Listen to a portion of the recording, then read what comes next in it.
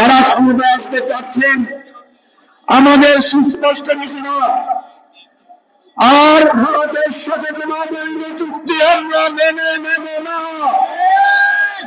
বাংলাদেশের কোনো টাকা আর বিদেশে প্রচার করতে দেওয়া হবে না, আর কোন ফেলানির লাশ ওই কাঁটাতারে ঝুলতে দেওয়া হবে না। আমরা লড়াই করে জীবন দিয়ে আমাদের স্বাধীনতা অর্জনের শপথ নিয়েছি। বসুন্ধরা টিস্যুতে ছাড়ের ছড়াছড়ি। বসুন্ধরা টিস্যু নিয়ে এলো নিশ্চিত ছাড়। এই ফেনী বাংলাদেশের মধ্যখানে, ওইদিকে দেখেন ঢাকা এখান থেকে 150 কিলোমিটার দূর, আর এদিকে চিটাগাং 100 কিলোমিটার। এক পাশে চিটাগাং, এক পাশে ঢাকা, ঠিক মাঝ বরাবর আমাদের ফেনী।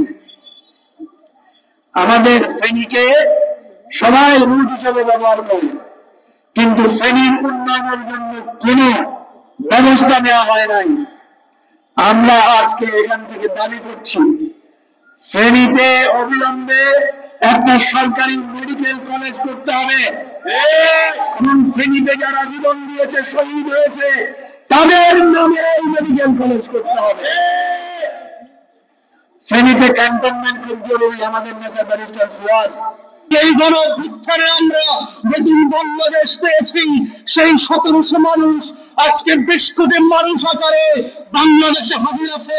যদি বোধ করে থাকেন শাহাদাতের রক্তের মাধ্যমে বাংলাদেশ আবার আগের জায়গায় ফিরে যাবে, প্রকাশ স্বর্গে বাস করছেন, আওয়ামী লীগের কবর রচিত হয়ে গেছে।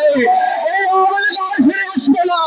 এই জাতীয় পার্টির চট্টগ্রামের গ্যাংস্টার দিল্লির দাসত্ব প্রতিষ্ঠা করার জন্য আর ফিরে আসবে না।